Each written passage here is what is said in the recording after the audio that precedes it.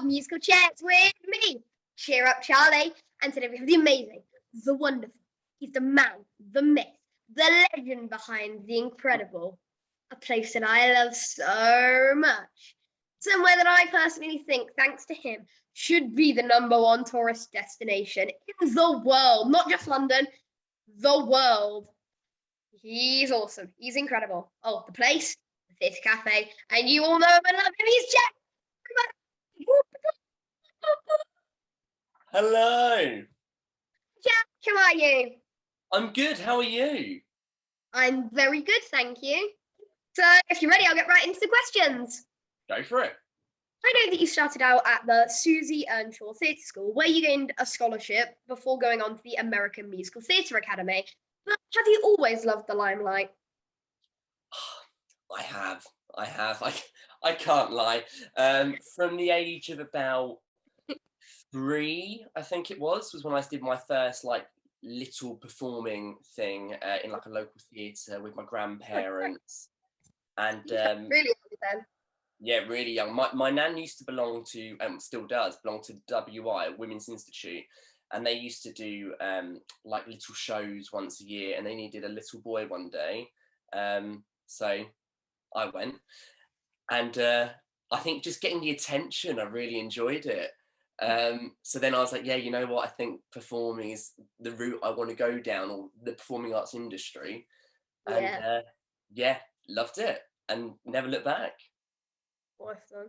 So, did you have a really supportive family growing up who were from the arts, or were they like mine, and they weren't from the arts, but who weren't from the arts and knew nothing, but were still really supportive? Yeah, a bit like yours. My family have no idea about the arts, still have no idea about the arts. Yep.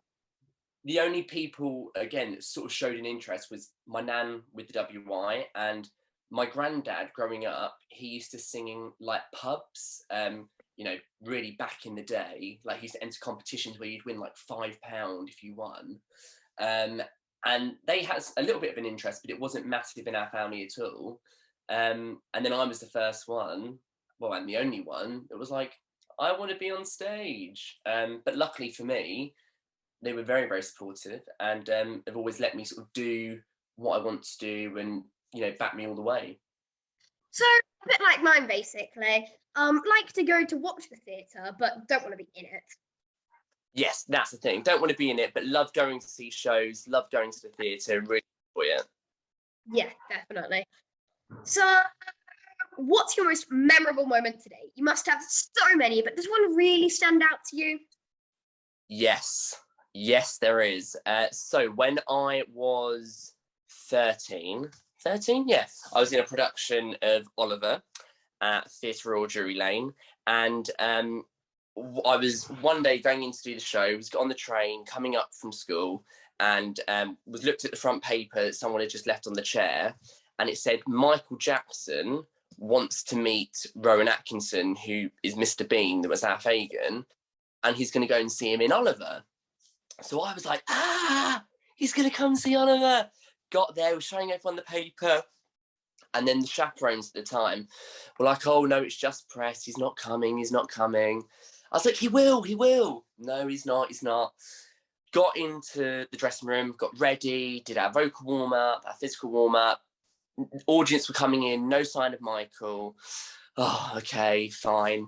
And then literally we had Act 1 beginners, we were side of stage. They just said no flash photography, switch off your phones, that big announcement they do. And all of a sudden there was a massive scream, and everyone's screaming, and there was flashes everywhere. And Michael Jackson came in to sit in the theatre with his family to watch Oliver. And then I went on stage and performed. And for me, I was like, I've grown up listening to his music, grown up watching him dance, always been inspired by his dancing. And he came to see a show that I was doing, crazy. I bet that was amazing. It was really cool. So, hashtag Trip Charlie was born due to the bullying I received for my love of dance and song, particularly because I don't fit the stereotype of what a boy should do. And I met you when my journey was just beginning, and you've been a really, really amazing friend to me ever since. So, thank you. And do you think we'll ever get the acceptance that we should be who we want to be? Or is my generation fighting a losing battle too? I wouldn't say you're fighting a losing battle. I'd say that times definitely changed. I think people are still learning to change more. Hmm. People shouldn't have to change. You should be who you are, and Yes. there should be no question about it, no Hmm. discussion. That's it. But I find clearly society and people sometimes do question things and do have an opinion, but they've definitely changed. But Hmm. there's a long way to go, I think, in the world. But I think, from when I was growing up, it's completely different now to how you're growing up. I think, when I said at first, oh, I'm going to go into theatre, people are like, oh, okay. Now you can go, oh, I'm going into theatre, and people go, oh, okay, like it's more of a positive reaction. Hmm. But Definitely. the point is, it should be just amazing, have a great time, see you on stage. That's how it should be. So people Hmm. are learning, but there's a long way to go, I feel. Definitely.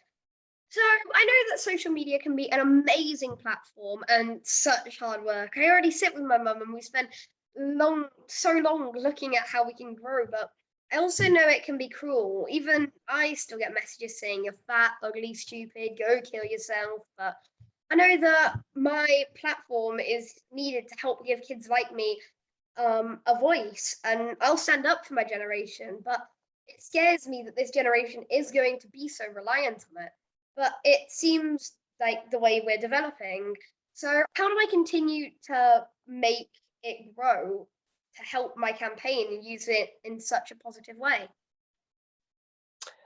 I think you just, what you're doing, you do everything fantastically. Everything has a positive message. You're always going to get people that are negative. You're always going to get the haters. Mm.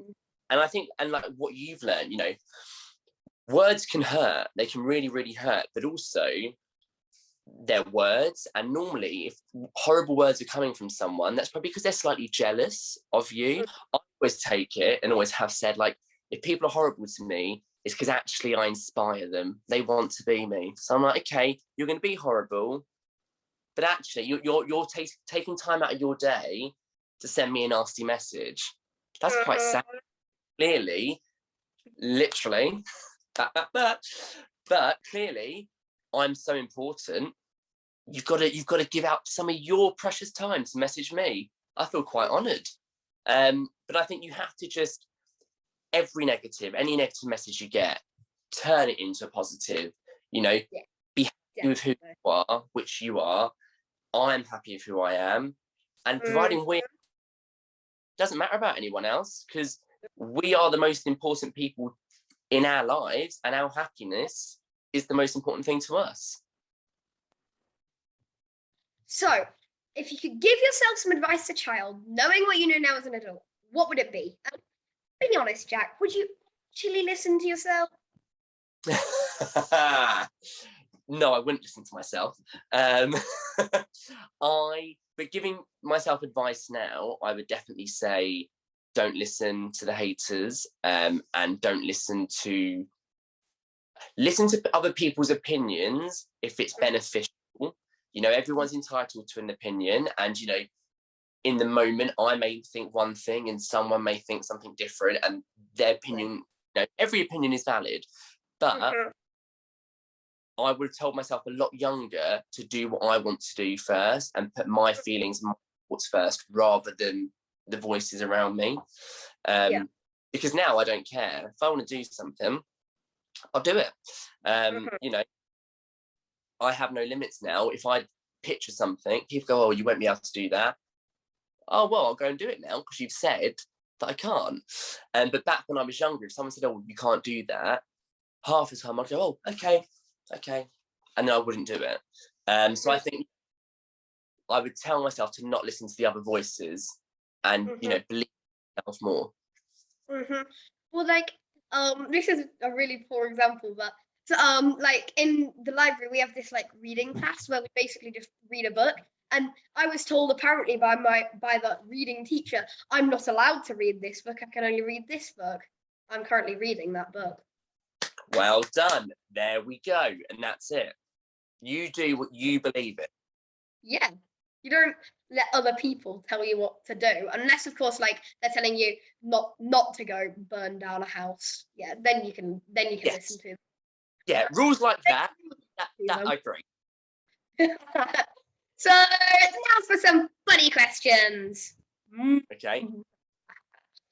So, who would your dream guest at the theatre cafe you would love to make a cocktail for? Mine would be Neil Sedaka. Oh. I think I'm a bit young to make a cocktail. Maybe I'll just make a coffee for them.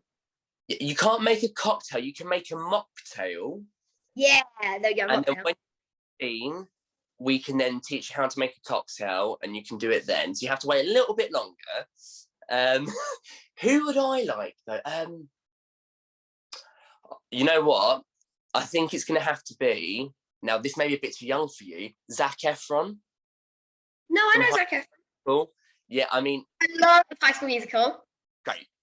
There we go. So, pardon? Have you watched all of them? Of course. Do you want to know a cool fact? Go on. Somewhere in between 2022 and 2023, they'll be releasing a High School Musical 4. Stop it. All the original cast, Vanessa Hudgens, Zac Efron, everybody. That's potentially the best piece of news I've heard this year. I'm obsessed. I'm also heavily available. If any producer is watching that's working on High School Musical 4, please, I'll be in the back row bouncing a basketball, singing a harmony. I'm there. Yeah. Yeah, I think Zac Efron is phenomenal actor. I love that. You know, he went from doing High School Musical with Disney musical theatre film to stuff that he's creating now, you know, Charlie St. Cloud and Bad Neighbours, those different films he's done. He's such a versatile actor.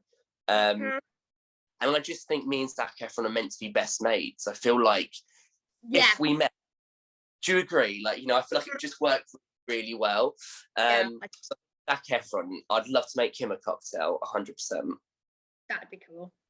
So, nope, already asked that question. So, what would you most like to do? Although you seem to love musicals and the West End as much as me, maybe we need to do a spin-off show together. 100%. I'm up for that. 100%. Yeah. And if any big producers are watching this, Jack and Charlie. Charlie and Jack. Charlie and Jack, yeah. Charlie and Jack. Drop us an email. We're ready. Definitely. Drop me a message on Instagram. Yeah. So, what would you most like to do? I don't know. It doesn't even have to be theatre. It can just be something you want to do. It could be a job you want to try. It could be a role you want to try. It could be just a fun activity you want to try. I want to try living in New York, hence the inspiration in my background here. I definitely want to, you know, try life out there and try doing that. But as for anything else, I mean, I normally, if I come up with an idea, as you know from knowing me, if I want to, you know, to do something different, like build a house, I do it. I'll just do it at the moment. So I think at the moment I'm so sort of happy with where everything is and everything I'm doing. I couldn't pinpoint something else I would love to do, but guarantee the moment there is something else, whether it's a role I want to do, a different job, live in a different place, whatever, I'll make it happen. We hope. You have an incredible voice. Why have you not done your own evening of song yet? I hear there is an awesome boy around the West End who'd be a great backing singer. Why have I not? That's a really good question. I don't know. I mean, you could even host it at the theatre cafe. Yeah. So when that was one of the first things when we, during the lockdown, and we did Sunday Night Live at Theatre Cafe. It was quite a spontaneous thing that we did. I hosted it, I performed, and someone else said to me, like, oh, well, why don't you do some more stuff like this? And it's just never really crossed my mind to sort of do it. But I might do it again. Maybe there could be a little Jack and Charlie little duet on a little show. Maybe that could be, 2022 could be a nice little at the theatre. Watch this space. Put it out in the universe. That could be something. But I don't know why I've never. Charlie on tour. I don't know why I've never done it. So yeah, maybe I will. You've given me an idea now, Charlie. There we go. That'd be really awesome. I'd definitely come and watch. So, what do you most get in trouble for off your mum still? Apparently, I ask really pointless questions. I can't see myself doing that, really. That have no real answers. So, what do you get most told off for? What do I get most told off for? Playing my music too loud. I do like my music.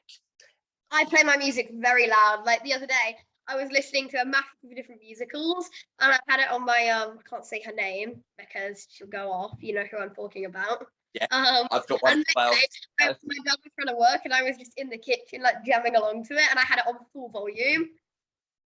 Yeah, I do that a lot. And in the summer as well, I have every window open, I have all the doors open. So there's been a couple of times where my mum would be like driving back from work or walking down the road, and she can hear music from like 5 minutes away, and it's literally me in the kitchen on my own with it like blaring. So she still tells me off about that quite a lot. But otherwise, I try to be a really, really good child if I can. Yeah. So, what's your worst or most disgusting habit? Come on, Jack. Even you must have one. Worst or most disgusting habit? Oh, I don't know. There's probably quite a few. What? Leaving my dirty socks or smelly socks in shoes and then putting them under the stairs and leaving them there and forgetting to take them out, and then you open under the stairs and it smells. That's work. I sort of take my shoes off, take my socks off, get into my slippers, put the shoes under the stairs, and I'm like, oh, I'll put the socks in the wash later. And most of the time I forget. And then chances are the next day I'll wear a different pair of shoes, and then the socks are just in there, and well, you can just imagine smelly socks, not nice. And an enclosed space with no ventilation. Yippee. Yeah, not nice at all. So, have you ever tripped over or done something like embarrassing at a red carpet event or press night or at the theatre cafe where you were hosting? Done a few different things. At the theatre cafe, I was hosting something. Luckily, it wasn't filmed. However, it'd probably be quite funny if it was filmed. But I was hosting an event. This was just when we first opened. And I went up on the stage, and obviously you've been to the cafe, so you know the stage, and we've got like those stairs in the middle. So I went up to quickly just say something, that what was going on about the evening and what we were doing. And there was a couple of people there that I hadn't met before, again, like people within the industry and like, directors and, producers, etc. And I was a little bit nervous. So I quickly said my piece, went to come off the stage, and I forgot where the steps were. So I tripped over the edge of the stage and literally went like that on the floor. And everyone went, oh, are you okay? I was like, yeah, I'm fine. Panic central, and bruised all my leg. Yeah. So that's probably one of the most embarrassing ones. And that was just coming out of lockdown 1, where we hadn't really seen people for a while. And the people I was with were quite important. So I wanted to make a good impression. And instead I tripped off the stage. Great. So now it's for quick fire questions. Oh, okay. Favorite place to holiday? What's holiday? Holiday. Favorite place holiday, Maldives. Chocolate or Haribo? Chocolate. Text or talk? Talk. Last song downloaded.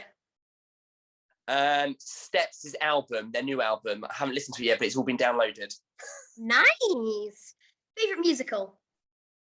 Currently, Diana the musical. A lot of haters there, but I love Diana the musical. Nice. What superpower would you have? I'd be invisible. First celebrity crush? Beyonce. Nice. Childhood book? Childhood book. Winnie the Pooh. Oh, nice. Harry Potter house? Harry Potter house. Gryffindor. Nice. So now, for my benefit only. No real. I can't No, yeah, it's just for my benefit. So next time you're hosting something or someone very important at their fifth cafe, then maybe there's one really good boy floating around in the West End. Maybe you'd like to invite him. Yeah, I have heard this. I have heard this is someone that might like to come. So, and he likes this cafe apparently. Apparently he really likes it. He thinks it's really good. Really? You've been there quite a few times. Yeah, apparently he has. Has he? Hey, I'll bear that in mind. I have to try and think who that might be. Yeah. I feel like his name begins with a C. Yeah. But yeah, maybe can you think of anyone? No, I can't. Likes a vanilla milkshake sometimes. Yeah. Oh, is it? Oh, who could it be? I don't never think about that, but maybe you could come and host with you one time. Okay, yeah. But when we can remember who it is, maybe I have to just get in there. Definitely. Jack, I just wanted to say thank you so much for doing this. It was a pleasure and an honor and a joy interviewing you. Oh, thank you for having me. I've loved it. Thank you so much, Jack. See you later. Bye, Charlie. Oh, what another amazing episode of Musical Chairs with Cheer Up Charlie. If you want more videos like that, make sure to like, subscribe, and turn on the notifications button. So keep being kind to yourself and others and keep letting your light shine. Yes.